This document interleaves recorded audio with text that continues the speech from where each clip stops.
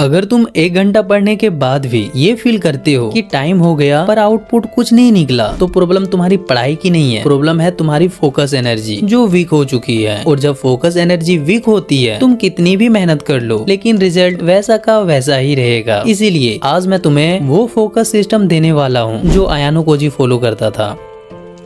आयानो Cozi का focus motivation से strong नहीं था, बल्कि फोकस सिस्टम से स्ट्रॉन्ग था। वो सिस्टम जो उसे व्हाइट रूम में सिखाया गया, जिससे आयानो कोजी बिना थके, बिना डिस्टर्ब हुए लॉन्ग टाइम तक फोकस कर पाता है। इसीलिए अगर तुम सच में अपनी फोकस एनर्जी को स्ट्रॉन्ग बनाना चाहते हो तो इस वीडियो में बताए गए एक भी स्टेप मिस मत करना। और हाँ, अगर तुम अपनी अटेंशन को इस वीडियो के एंड तक रोक लेते हो तो तुम्हें मेरे तरफ से एक बोनस टिप्स भी मिलेगा जो मैं पर्सनली फॉलो करता हूँ अपनी स्टडी के दौरान, जिससे तुम्हारी फोकस इंस्टेंट डबल हो जाएगी। आई होप आप लोग उस पार्ट को मिस नहीं करेंगे। तो चलो फिर रेडी हो जाओ।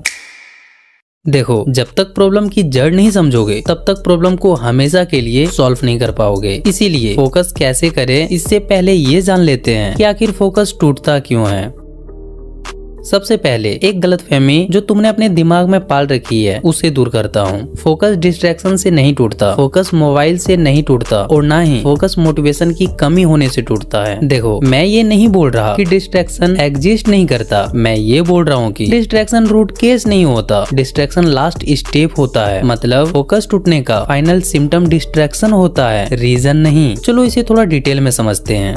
देखो, फोकस कोई स्विच नहीं है और ना ही कोई बॉटम है जो ऑन ऑफ हो जाए। फोकस एक एक्टिव मेंटल स्टेट है। एक्टिव का मतलब होता है जब तक एनर्जी फ्लो हो रही है तब तक फोकस जिंदा है। जैसे ही एनर्जी गिरी फोकस भी गिर जाएगा। जैसे मसल चलाने के लिए स्टेमिना चाहिए, वैसे ही फोकस चलाने के लिए कॉग्निटिव एनर्जी चाहिए। अब सवाल ये आता है कि आखिर कॉग्निटिव एनर्जी क्या होता है। देखो, कॉग्निटिव एनर्जी वो फ्यूल है जिससे तुम अटेंशन को पकड़ कर रखते हो, डिस्ट्रैक्शन को इग्नोर करते हो और एक ही चीज पर दिमाग को रोके रखते हो। लेकिन ये एनर्जी लिमिटेड होती है। और सबसे इम्पोर्टेंट बात, तुम्हारी कॉग्निटिव एनर्जी का सबसे बड़ा चोर है डिसीजन मेकिंग। और आयरनी ये है कि तुम इसे कम भी नहीं मानते, क्योंकि डिसीजन मेकिंग दिखने में हल्का होता है पर दिमाग के लिए सबसे महंगा काम होता है। जब तुम ये सोचते हो क्या पढूं, कौन सा सब्जेक्ट बेटर रहेगा, अभी पढूं या बाद में, तुम्हें लगता है तुम बस थोड़ा सा सोच रहे हो, पर असल में तुम्हारा दिमाग कंपेयर कर रहा होता है, प्रेडिक्ट कर रहा होता है, रिस्क एनालाइज कर रहा होता है। ये सब दिमाग के लिए हाई एनर्जी प्रोसेसेस होती है। इसीलिए डिसीजन मेकिंग फोकस से पहले ही फ्यूल जला देती है, क्योंकि हर डिसीजन के बाद तुम थोड़ा सा मेंटली वीक हो जाते हो। सिंपल शब्दों में, डिसीजन मेकिंग फोकस को डायरेक्टली नहीं तोड़ती, डिसीजन मेकिंग पहले फोकस का फ्यूल खत्म कर देती है। और जब फ्यूल खत्म हो जाता है तो फोकस अपने आप बंद हो जाता है और तब जाकर एंट्री मारता है डिस्ट्रैक्शन। और तुम्हें लगता है कि डिस्ट्रैक्शन के कारण फोकस टूटा, पर एक्चुअल में फोकस पहले गिरा, डिस्ट्रैक्शन बाद में आया। फोकस का प्रोसेस कुछ ऐसा होता है, पहले एनर्जी कम होती है, फिर फोकस अनस्टेबल होता है, फिर सस्टेन करना मुश्किल लगता है और फिर दिमाग रिलीफ ढूंढने लगता है और तब जाकर डिस्ट्रैक्शन इंटर करता है। इसलिए लगता है मोबाइल ने फोकस तोड़ दिया, पर सच ये होता है कि फोकस पहले ही टूटने वाला था, मोबाइल बस एक बहाना बना। क्योंकि अगर फोकस स्ट्रॉन्ग होता तो मोबाइल दिखता ही नहीं, आवाज इग्नोर हो जाती, क्योंकि डिस्ट्रैक्शन तब काम करता है जब फोकस ऑलरेडी वीक होता है। स्ट्रॉन्ग फोकस डिस्ट्रैक्शन को रिजेक्ट करता है, मतलब एक्सटर्नल ट्रिगर ऑटोमेटिकली इग्नोर हो जाते हैं। वीक फोकस डिस्ट्रैक्शन को इनवाइट करता है, मतलब तुम्हारा दिमाग ऑलरेडी थका हुआ होता है, एनर्जी कम होती है, कॉग्निटिव कंट्रोल वीक होता है। और जब कंट्रोल कम हो, एक्सटर्नल ट्रिगर तुम्हारे अटेंशन को इजिली कैप्चर कर लेती है। इसीलिए डिस्ट्रैक्शन तब अपीयर होती है जब फोकस पहले ही वीक हो।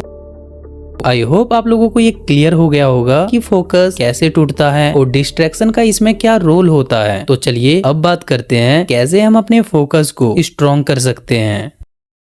Number 1, no choice. दिमाग का काम फोकस क्रिएट करना नहीं होता, दिमाग का काम होता है बेटर ऑप्शन ढूंढना। जब तुम ऑप्शन देते हो, दिमाग ऑटोमेटिकली डिसीजन मोड ऑन कर देता है और डिसीजन मोड और फोकस मोड एक साथ काम नहीं कर सकता। इसीलिए व्हाइट रूम में आयानो कोजी को कभी ये ऑप्शन नहीं दिया गया कि आज क्या पढ़ना है, कितना पढ़ना है या मूड है या नहीं है। उसके सामने जो रखा जाता था उसे वही पढ़ना होता था। No discussion, no emotion. इसीलिए उसका दिमाग कभी कंफ्यूज कंफ्यूज नहीं होता था, क्योंकि कंफ्यूजन तब आता है जब सामने ऑप्शंस हो। चलो इसे एक एग्जांपल के थ्रू समझते हैं। मान लो तुम कपड़े खरीदने के लिए दुकान जाते हो। अगर दुकान में तुम्हारी साइज की सिर्फ एक ड्रेस अवेलेबल हो तो डिसीजन तुरंत होगा, लेना है या नहीं। लेकिन जैसे ही 10-20 ऑप्शंस आ जाते हैं, तुम कंफ्यूज होने लगते हो, ये लूं या वो लूं, और इसी के साथ तुम्हारा दिमाग भी थकने लगता है। सेम एग्जैक्टली यही होता है जब तुम पढ़ने बैठते हो। तुम्हारे पास इतने सारे ऑप्शंस होते हैं, तुम्हारा दिमाग डिसीजन लेने लगता है, और जब डिसीजन स्टडी के टाइम होता है तो फोकस कभी स्टेबल रह नहीं पाता। फोकस तब आता है जब दिमाग को एक ही काम दिया जाए बिना ऑप्शंस के। इसीलिए फोकस का पहला सॉल्यूशन ये नहीं है ज्यादा ट्राई करो। फोकस का पहला सॉल्यूशन ये है कि ऑप्शंस खत्म करो। जब भी तुम पढ़ने बैठो उससे पहले ये 3 चीजें क्लियर कर लो। 1 सब्जेक्ट, 1 चैप्टर, 1 क्लियर टास्क, बस और कुछ नहीं। अगर दिमाग बोले थोड़ा इजी चैप्टर कर लेते हैं तो याद रखो, व्हाइट रूम में इजी हार्ड का ऑप्शंस नहीं होता। वहाँ सिर्फ एक ही रूल होता है, जो डिसाइड हो चुका है वही होगा। अयानु कोजी का focus is not about motivation, it's about removing choice.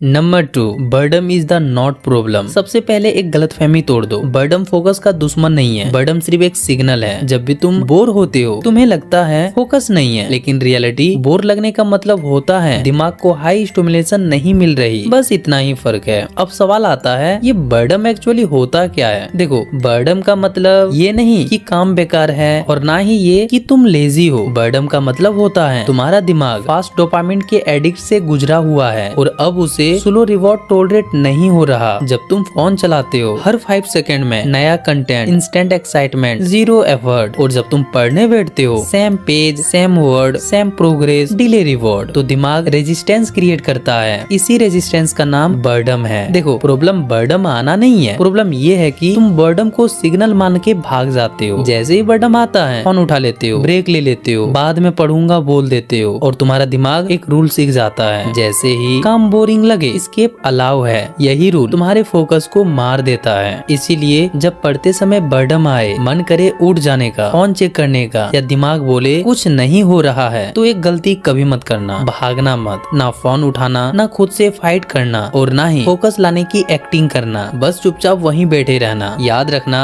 बर्डम focus का एनिमी नहीं है, बर्डम फोकस का गेट कीपर है। जो बर्डम के आगे रुक गया वो डीप फोकस के अंदर चला गया, और जो बर्डम से भाग गया वो जिंदगी भर सरफेस लेवल तक ही पढ़ता रहा।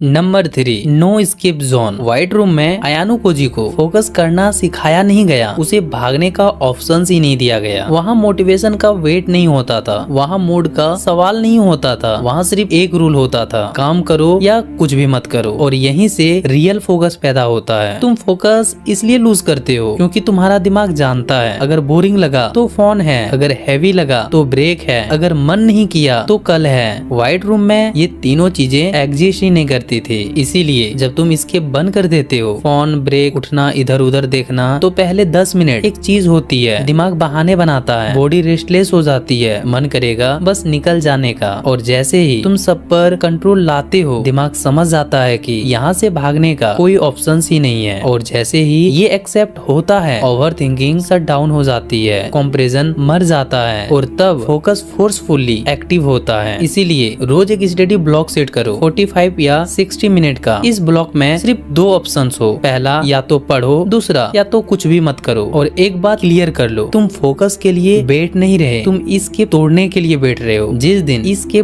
टूट गया उस दिन फोकस परमानेंट हो जाएगा। व्हाइट रूम ने अयानु कोजी को स्ट्रॉन्ग नहीं बनाया, व्हाइट रूम ने उसे भागने का ऑप्शन ही नहीं दिया। और जहाँ ऑप्शन खत्म वहीं से फोकस शुरू होता है। चलो अब बोनस टिप्स की बात करते हैं। मान लो तुम शाम में 6 बजे पढ़ने बैठते हो, तुम्हारे पास 2 ऑप्शन है, एक इंटरेस्टिंग चैप्टर, दूसरा बोरिंग या डिफिकल्ट चैप्टर। 90% लोग क्या करते हैं, पहले इंटरेस्टिंग चैप्टर उठाते हैं। क्यों? क्योंकि दिमाग कंफर्ट चाहता है, प्रोग्रेस नहीं। लेकिन मैं पहले वो चैप्टर उठाता हूँ जो डिफिकल्ट हो, बोरिंग हो। क्यों? क्योंकि इंटरेस्टिंग चैप्टर टाइम कंज्यूम करती है, डिफिकल्ट चैप्टर फोकस बिल्ड करता है। और जैसे ही मैं बोरिंग पार्ट को पढ़कर इंटरेस्टिंग चैप्टर खोलता हूँ तो फोकस ऑटोमेटिकली 2x हो जाता है। जो चीज मुझे पढ़ने में 1 घंटा लगनी चाहिए उसे अब मैं 30 मिनट में पढ़ लेता हूँ। क्यों? क्योंकि मैंने दिमाग को पहले हार्ड लोड दिया, उसके बाद नॉर्मल लोड दिया। जैसे अगर तुम रोज 10 केजी डंबल उठा रहे हो और अचानक तुम्हारे हाथ में 5 केजी आ जाए तो वो हैवी तुम्हें नहीं लगेंगे, वो कंट्रोल में लगेंगे। सेम चीज दिमाग के साथ होती है। जब तुम पहले बोरिंग डिफिकल्ट चैप्टर से दिमाग को ट्रेन कर देते हो तो बाद में इंटरेस्टिंग चैप्टर दिमाग के लिए लाइट वार्म अप जैसा हो जाता है। इसीलिए आउटपुट डबल हो जाता है और टाइम हाफ हो जाती है। इसीलिए पहले बोरिंग या डिफिकल्ट चैप्टर पढ़ो और फिर बाद में इंटरेस्टिंग चैप्टर। अगर तुमने ये सारे स्टेप प्रॉपर्ली फॉलो किए तो तुम्हारी फोकसिंग पावर डीप और स्ट्रांग हो जाएगी। तुम लॉन्ग टाइम तक फोकस के साथ पढ़ पाओगे बिना डिस्ट्रैक्शन के। लेकिन यहाँ एक इम्पोर्टेंट ट्रूथ समझनी जरूरी है। देखो, फोकस के साथ पढ़ना और पढ़ा हुआ याद रह जाना ये दोनों अलग चीज हैं। हो सकता है तुम डीप फोकस में पढ़ो पर याद ही ना हो, या फिर याद हो लेकिन कुछ दिनों बाद भूल जाओ। तो इसका सोल्यूशन अलग सिस्टम मांगता है। इसीलिए अगर तुम चाहते हो जो भी पढ़ूं वो दिमाग में हमेशा के लिए स्टोर हो जाए, उसे कभी भूलू ना, तो तुम्हें इसके लिए ज्यादा कुछ नहीं करना है। बस अपना दिल कमेंट बॉक्स में फेंक देना है, मतलब टाइप कर देना है हार्ट, क्योंकि आपकी हार्ट बीट ही बताएगी कि इस वीडियो की नेक्स्ट पार्ट कितनी जल्दी आएगी।